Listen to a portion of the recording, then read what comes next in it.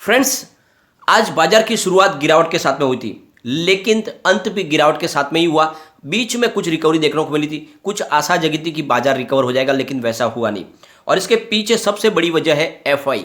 FI बाजार में बिल्कुल इन्वेस्टमेंट करने को तैयार नहीं है, लगातार सेलर बने हुए पिछले कई दिनों से। और जब तक एफआई बाजार में नई शुरुआत नहीं करेंगे, बाजार हमारा ऐसे ही डाउन रहता जाएगा। तो फ्रेंड्स, आज की अगर हम बात करें तो एफआई ने आज करीब 5,996 करोड़ रुपए की खरीदारी की, लेकिन सामने 13 करोड़ 627 करोड़ रुपए की बड़ी बिकवाली की। और इस तरह से उन्होंने आज बहुत भारी क्वांटिटी में यानी 7,631 करोड़ रुपए का माल बेचा है। लेकिन सामने बाजार को संभालने की कोशिश कर रहे हैं डीआई।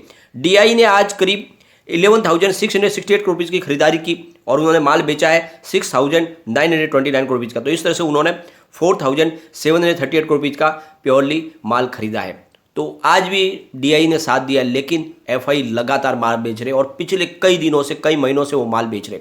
जब तक हमारे बाजार में एफआई लौट के नहीं आएगी, बाजार में हमें बड़ी तेजी देखने को नहीं मिलेगी। तो ये क्या वजह है कि एफआई हमारे बाजार से बिल्कुल रूठे हुए? इस वीडियो के माध्यम से जानने की कोशिश करेंगे क्या क्या वो निगेटिव रीजन है जिसकी वजह से वो एफआई हमारे बाजार में अभी भी नहीं आ पा रहे। फ्रेंड्स, सबसे बड़ी बात यह है कि यहाँ पे हमारी जो रुपीज़ की कीमत है वो लगातार गिर रही है। ये सबसे बड़ी चिंता की बात है। और इसके दूसरी तरफ पेट्रोल की प्राइस बढ़ने की पूरी संभावना है। उसके पीछे वजह यह है कि क्रूड ऑयल की प्राइस बढ़ चुकी है। दूसरी तरफ गोल्ड की प्राइस बढ़ रही है और इस वजह से जो मार्केट का निवेश है वो गोल्ड की तरफ जा रहा है। तो बहुत सारी बातें जिनको इस वीडियो के माध्यम से डिस्कस करेंगे। जो सबसे बड़ी बात है वो रसिया यूक्रेन का विवाद है। जो युद्ध चल रहा है उसकी क्या आगे संभावना है, क्या युद्ध रुकेगा या फिर और एग्रेसिव तरीके से बढ़ेगा, जो मार्केट को इफेक्ट कर रहा है, उन सब बातों को जानेंगे इस वीडियो के माध्यम से। दूसरी तरफ एक बड़ी खबर निकल के आ रही है एलआईसी के आईपीओ से। क्या है वो खबर, उसको भी जानने की कोशिश करेंगे। लेकिन फ्रेंड, उससे पहले अगर आप पहली बार हमारे चैनल पे आए तो चैनल को सब्सक्राइब कर दीजिए, एक बेल आइकन दबा दीजिए ताकि जब भी नया वीडियो बने पहला नोटिफिकेशन आपको मिले। वीडियो पसंद आए तो लाइक शेयर जरूर कीजिए। चलो फ्रेंड, वीडियो स्टार्ट करते हैं। मैं हूं आपका दोस्त एसपी दवे और हमारे अपने चैनल ऑनलाइन कमाई में आपका बहुत बहुत स्वागत है। सेंसेक्स की बात करें तो फ्रेंड्स, आज शुरुआत हुई थी 54,653 पर, यानी गिरावट के साथ शुरुआत थी। हाई बना 55,013 का, लेकिन लो है 53,887 का। और अंत में 54,333 पर क्लोजिंग दिए। 768 पॉइंट गिरा सेंसेक्स, 1.40% की बड़ी गिरावट रही। निफ्टी 50 की बात करें तो शुरुआत हुई 16,339 पर और हाई बना 16,456 का, लो है 16,133 का। अंत में 16,245 पर क्लोजिंग रही। 252 पॉइंट की गिरावट यानी 1.53% गिरा निफ्टी 50। अगर हम ब्रॉड मार्केट इंडेक्स की बात करें तो निफ्टी 50 में आज 1.53% की गिरावट देखने को मिली।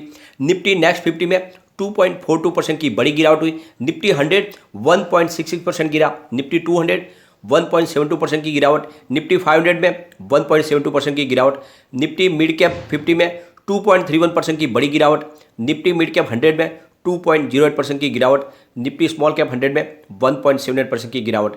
और इंडिया वीएक्स 0.070 डाउन था। तो ये थोड़ी सी राहत भरी खबर है कि यहाँ पे इंडिया वीएक्स भी आज ग्रीन नहीं है। निफ्टी मिड कैप 150 की बात करें तो 2.05% की गिरावट। निफ्टी स्मॉल कैप 50 1.61% की गिरावट। निफ्टी स्मॉल कैप 250 1.58% की गिरावट। और निफ्टी मिड स्मॉल 400 की 1.90% की गिरावट। तो ओवरऑल बाजार के जितने भी निफ्टी है सब में गिरावट थी। और आप देखोगे लगभग सब में 1% से लेकर 2% की गिरावट हुई है। कोई भी नहीं बचा इस गिरावट से। अगर हम सेक्टरल वाइज इंडेक्स देखें तो निफ्टी बैंक में आज 1.54% की गिरावट हुई। निफ्टी ऑटो की बहुत ज़बरदस्त धुलाई हुई, करीब 3.55% गिरा। निफ्टी फाइनेंशियल सर्विस की बात करें तो 1.70% की गिरावट हुई। निफ्टी एफएमसीजी 1.12% की गिरावट हुई। निफ्टी आईटी आज ग्रीन था, 0.14% की मामूली तेजी। निफ्टी मीडिया में 2.87% की बड़ी गिरावट हुई। निफ्टी मेटल की आज जबरदस्त धुलाई हुई, काफ़ी दिन से तेजी से दौड़ रहा था, आज 3.22% गिर गया। और निफ्टी फार्मा की बात करें तो 0.34% की गिरावट हुई। निफ्टी पीएसयू बैंक में 1.59% की गिरावट हुई। निफ्टी प्राइवेट बैंक में 1.66% की गिरावट और निफ्टी रियल्टी 2.93% की गिरावट। तो ओवरऑल आज आप देख लो कि ये जो सिनेरियो समझ में आ रहा है कि हर सेक्टर में गिरावट है, कहीं पे कोई भी बिकवाली ही बिकवाली है, कोई खरीदारी की संभावना नहीं दिख रही है। और इसीलिए बाजार बहुत ज़्यादा निगेटिव लग रहा है और इस वजह से आगे संभावना जो बन रही है बहुत ज़्यादा वीक बन रही है बाजार की। आज कुछ बाजार के विनर भी थे, जैसे डॉक्टर रेड्डीज लैब, जो फिलहाल 2.95% की तेजी देखने को मिली। प्राइस इसकी 3,828 पर आ चुकी है। आईटीसी आज विनर था, 225 की प्राइस देखने को मिली, 2.78% की हमने तेजी देखी। टेक महिंद्रा 1453 पर आ चुका है, 1.89% की हमने तेजी देखी। अल्ट्राटेक सीमेंट 650 पर प्राइस आ गई है, 1.16% की तेजी देखी हमने। सन फार्मा इंडस्ट्रीज की बात करें तो 829 की प्राइस देखने को मिली, 1.07% की तेजी। तो आज अच्छी बात ये रही कि कुछ ये विनर है, लेकिन बाजार के बड़े लूजर में निकल के आए, उसमें टाइटन कंपनी है। 2441 की प्राइस 5.18% की बड़ी गिरावट हुई। फिर एशियन पेंट्स जहाँ पे 2738 की प्राइस के ऊपर 4.66% की बड़ी गिरावट हुई। मारुति सुजुकी भी 7247 पर आ चुका है, 4.5% की बड़ी गिरावट हुई। टाटा मोटर्स 4817 पर बहुत ही ज़बरदस्त गिरावट, 4.5% गिर चुका है। हीरो मोटोकॉर्प 2311 पर आ चुका है, 4.31% की गिरावट। तो सबसे बड़ी गिरावट आज ऑटो सेक्टर में थी। यहाँ पे इंटरनेशनल मार्केट की बात करें तो फिलहाल अमेरिकन बाजार अभी खुले नहीं है, लेकिन नेस्डेक की बात करें तो 13,537 पर है, जहाँ पे 1.56% की गिरावट है, 1.56% गिर चुका है। रजल 2000 इंडेक्स की बात करें तो 1.29% की गिरावट है, और XY की बात करें तो 0.90% की गिरावट है। तो इंटरनेशनल मार्केट लगभग गिरे हुए हैं। यहाँ पे अगर गोल्ड की प्राइस देखें तो फिलहाल 10 ग्राम 24 कैरेट गोल्ड की बात करें तो अभी फिलहाल 53,380 की प्राइस है। तो काफ़ी बड़ी हुई प्राइस है, लगातार गोल्ड भी तेज बना हुआ है। इंडियन रुपीज़ की प्राइस है वो लगातार गिर रही है, डॉलर के सामने फिलहाल 76.37 की प्राइस हो गई है, तो काफ़ी ज़्यादा कमज़ोर हो गया है। अब यहाँ पे सबसे बड़ी चिंता की बात निकल के आ रही है कि जो कच्चे तेल की प्राइस है वो बढ़ते जा रही है, और इसकी वजह से आने वाले समय में हमें पेट्रोल डीजल की प्राइस बढ़ती हुई दिखाई दे सकती है। तो जो अनुमान लगाया जा रहा है ब्रोकर हाउस की तरफ से 12 रुपये की बढ़त के साथ में, तो ये आपको आने वाले समय प्राइस बढ़ती हुई दिखाई दे सकती है, यानी कम से कम हमें 121 रुपये पेट्रोल भाव जाता हुआ दिखाई दे सकता है। कच्चे तेल के भाव रोज़ बढ़ रहे हैं, और यहाँ पे सबसे बड़ी बात यह है कि हमारा जो इंपोर्ट होता है वो रूस से बहुत कम है, यानी जितना भी हम इंपोर्ट करते हैं उसमें 1% ही क्रूड ऑयल रूस से लेते हैं, बाकी सारा दूसरी कंट्रीज से है, और 85% हम पूरा का पूरा क्रूड ऑयल बाहर से ला रहे हैं। और ऐसे में हमें बहुत ज़्यादा प्रॉब्लम होने वाली है, और इसका नतीजा ये है कि बाज़ार पे असर पड़ सकता है, गिरावट भी हो सकती है, क्योंकि प्राइस एक झटके में बढ़ेगी तो बहुत ज़्यादा प्रॉब्लम होने वाली है। एक और बड़ी अपडेट निकल के आ रही है, LIC अपना जो IPO है उसको टाल सकती है। फिलहाल जो बाजार की स्थिति बनी हुई है, रूस यूक्रेन का जो युद्ध चल रहा है, उसके हिसाब से जो फिलहाल LIC के अंदरूनी जो सूत्र है वो कह रहे हैं कि इस तरह से अगर बाजार में उतार चढ़ाव जारी रहा तो फिलहाल LIC अपना IPO लॉन्च करना अभी फ़िलहाल डिले कर सकती है। अप्रैल में लाने की उनकी संभावना है, लेकिन ये मार्च में आने वाला था, अप्रैल में अभी संभावना बन रही है, तो मार्च में तो नहीं आएगा, लेकिन हो सकता है कि अप्रैल में भी टल जाए अगर ऐसे ही मामला बिगड़ता रहा। तो फिलहाल LIC के IPO के आने की संभावना बहुत कम हो चुकी है। फ्रेंड्स, आने वाले समय में फिर बाजार जब स्थिर होगा तभी LIC का IPO होगा, क्योंकि ये एक बहुत बड़ा भारत सरकार का सपना है। वो ऐसे समय में LIC का IPO कभी नहीं लाएंगे, ऐसे रिस्क कभी नहीं लेंगे।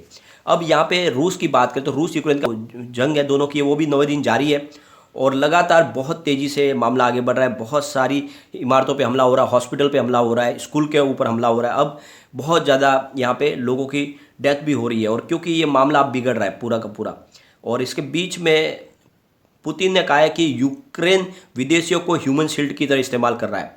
उनका कहना है कि जो युद्ध क्षेत्र में फंसे हुए लोग हैं विदेशी, उनको नहीं जाने दिया जा रहा, उनको ह्यूमन शील्ड की तरह इस्तेमाल किया जा रहा है ताकि वो बच के रहे। और रूस की सेना ने खरसोन के टीवी टावर पर भी कब्जा कर लिया है। रूसी हवाई हमले में उनका एक पावर प्लांट भी तबाह हो गया है। गूगल और ट्रिप एडवाइजर ने बेलारूस, रूस और यूक्रेन के नक्शे और होटल की जो भी रिव्यू कर रहे हैं उनको पूरी तरह से उनकी न्यूज़ को ब्लॉक कर दिया है।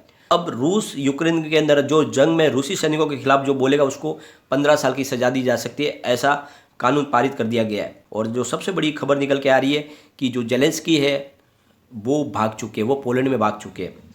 अब सबसे बड़ी बात है कि जेलेंस्की की तरफ से कहा गया है कि आने वाले समय में हमारे पे परमाणु हमला हो सकता है, क्योंकि हमारे जितने भी परमाणु संयंत्र वो लगातार तबाह किए जा रहे हैं, ताकि हम सामने उसको जवाब नहीं दे पाए। और इसके बीच में बाजार के लिए बहुत ज़्यादा वीकनेस बनी हुई है। तो निफ्टी 50 की बात करें तो फिलहाल 16,245 पर है। तो एक बार हम वीकली सपोर्ट देख लेते हैं। अगर ऐसे ही गिरावट जारी रही तो पहला सपोर्ट 16,124 पर, ये टूट गया तो फिर 15,589 तक जा सकता है निफ्टी 50। तीसरा जो सपोर्ट निकल के आ रहा है वो 14,976 का है। अगर पॉजिटिव माहौल बनने लगा तो 17,271 को पहला रजिस्ट्रेशन मिलेगा। ये ब्रेक हुआ तो फिर 17,885 का स्तर देखने को मिल सकता है, और वहाँ तक निफ्टी 50 पहुँच गया तो फिर हमें 18,419 का स्तर देखने को मिलेगा। ऐसा हो गया तो फिर बाजार में रौनक लौट आएगी, लेकिन अभी संभावना बहुत ज़्यादा धूमिल है, और इसीलिए हमें इस समय बिल्कुल डीप में अच्छे स्टॉक में दाव लगाना चाहिए। ऐसे क्वालिटी स्टॉक जो कम प्राइस में मिल रहे हैं, आगे जाके अच्छा हमें रिटर्न दे सके और अगर गिरावट भी होती है तो वह हमारे निवेश को सुरक्षित रख सके, ऐसे स्टॉक में आप थोड़ा थोड़ा करके निवेश करें, बहुत ज़्यादा भारी क्वांटिटी में न करें, क्योंकि बाजार में अभी भी कोई कह नहीं सकते कि कितनी गिरावट होगी। वैसे माहौल बिगड़ा हुआ है, बाजार करेक्शन तो बहुत दे चुका है, यहाँ से अच्छी तेजी की संभावना बन रही है, लेकिन एफआई का रुझान अभी भी निगेटिव बना हुआ है। जब तक एफआई खरीदारी शुरू नहीं करेंगे, बाजार में बड़ी तेजी की संभावना नहीं बन रही है। तो आप थोड़ा सा वेट करें। लेकिन फ्रेंड, कोई भी इन्वेस्टमेंट करने से पहले अपने फाइनेंशियल एडवाइजर से बायोडाटा ले ले या अपना खुद का रिसर्च करें, क्योंकि मैंने वीडियो आपके एजुकेशनल पर्पज के लिए ही बनाया है। वीडियो पसंद आए तो लाइक शेयर कीजिए और चैनल को सब्सक्राइब कर दीजिए। Thank you friend.